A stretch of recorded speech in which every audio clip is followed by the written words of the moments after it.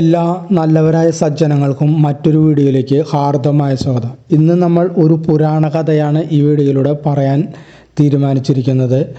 പുരാണ കഥകൾ നമ്മുടെ കുട്ടികൾ കേട്ടു വളരട്ടെ, അതിലെ നന്മയുടെ അംശങ്ങൾ അവർ സ്വായത്തമാക്കുക. അങ്ങനെ സമൂഹത്തിനും സമാജത്തിനും രാഷ്ട്രത്തിനും നല്ല വ്യക്തിത്വങ്ങളായി നമ്മുടെ കുട്ടികൾ വളരട്ടെ. അപ്പോൾ നമുക്ക് നേരിട്ട് കഥയിലേക്ക് പോകാം.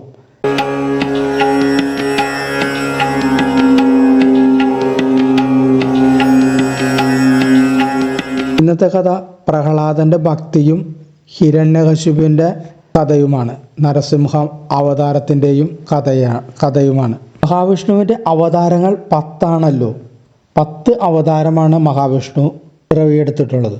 അവയിൽ ഒന്നാണ് നരസിംഹ അവതാരം. ആ അവതാര കഥയാണ് നമ്മൾ ഇന്ന് പറയാൻ പോകുന്നത്. വിഷ്ണുവിൻ്റെ ശത്രുവായിരുന്നു ഹിരണ്യകശിപു. അയാൾ വിഷ്ണു ഭക്തന്മാരെയെല്ലാം തേടി പിടിച്ച് പീഡിപ്പിച്ചുകൊണ്ടിരുന്നു.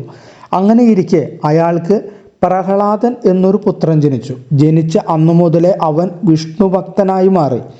അവനെ വിഷ്ണുവിൻ്റെ വിരുദ്ധനാക്കാൻ ഹിരണ്യകശിപു പഠിച്ച പണി 18 പയറ്റി നോക്കി. അതിനുവേണ്ടി അയാൾ ഒരു ഗുരുവിനെയും നിയമിച്ചു.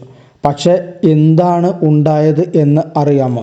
പ്രഹ്ലാദൻ ഗുരുവിനെയും വിഷ്ണു ഭക്തനാക്കി മാറ്റി എന്നതാണ് ഒരു യാഥാർത്ഥ്യം. അങ്ങനെ അവൻ അച്ഛൻ്റെ എതിരാളിയായി മാറി. അപ്പോൾ ഹിരണ്യകശിപു വീണ്ടും കോപാന്ധനായി മാറി. പ്രഹ്ലാദനെ പീഡിപ്പിക്കാൻ അയാൾ മതയാനകളെ ഏർപ്പാടാക്കി. പക്ഷെ പ്രഹ്ലാദന് മുന്നിൽ ശാന്തശീലനായി ഹിരണ്യകശിപു. പിന്നീട് അദ്ദേഹം ക്രൂരമായ സർപ്പങ്ങളെ പ്രഹ്ലാദനെ ആക്രമിക്കാനായി വിട്ടു. പക്ഷെ അവയുടെ വിഷപ്പല്ലുകൾ അടർന്നു വീണു. ഒടുവിൽ ക്രുദ്ധനായ ഹിരണ്യകശിപു പ്രഹ്ലാദനെ തീക്കുണ്ടത്തിലേക്ക് എറിഞ്ഞു.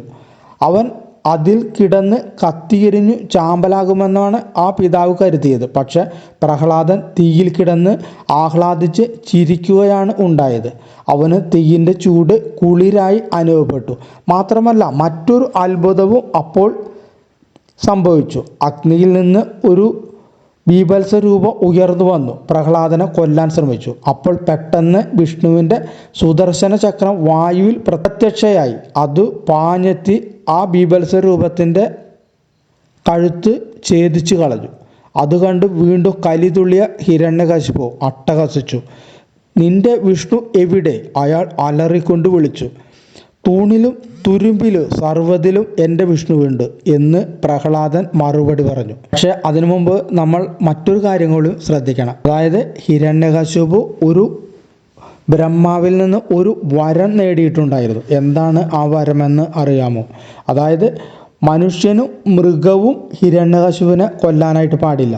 കൂടാതെ കരയിൽ വെച്ച് കൊല്ലാൻ പാടില്ല, കടലിലും വെച്ചും കൊല്ലാൻ പാടില്ല. കൂടാതെ രാത്രിയിൽ കൊല്ലാൻ പാടില്ല, പകലിലും കൊല്ലാൻ പാടില്ല.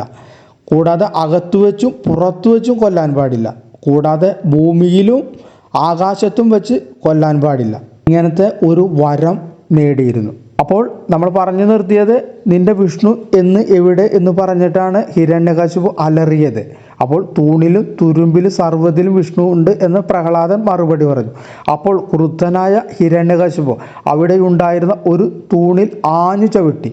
ആ ചവിട്ടിൻ്റെ ശക്തി കൊണ്ട് ആ തൂണ് പിളർന്നു 2 പിളർന്നു. ഉടനെ അതിൽ നിന്ന് ഉഗ്രരൂപിയായ നരസിംഹമൂർത്തി പുറത്തു വന്നു.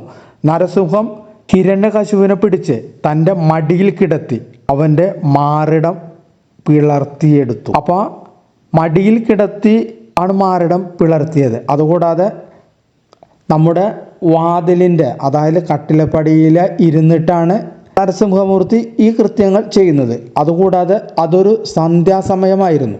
അപ്പോൾ എന്താണ് ആ വരം ശ്രമിച്ചത്? അതുകൂടാതെ നരസിംഹമൂർത്തിയുമായിരുന്നു. നരസിംഹം എന്ന് പറഞ്ഞാൽ മനുഷ്യൻ്റെ ഉടലും സിംഹത്തിൻ്റെ തലയും. അതുകൂടാതെ അപ്പോൾ മനുഷ്യനും മൃഗവും അല്ല. അതുകൂടാതെ കരയിലും വെച്ചുമല്ല, കടലിലും വെച്ചല്ല. കാരണം എന്തെന്ന് വെച്ചാൽ ആ പടിയിലാണ് വെച്ചിട്ടുള്ളത്. അപ്പോൾ കരയിലും അല്ല, കടലിലും അല്ല. രാത്രിയുമാണോ പകലാണോ? അല്ല, ത്രിസന്ധ്യ നേരമാണ്. അപ്പോൾ രാത്രിയുമല്ല പകലുമല്ല.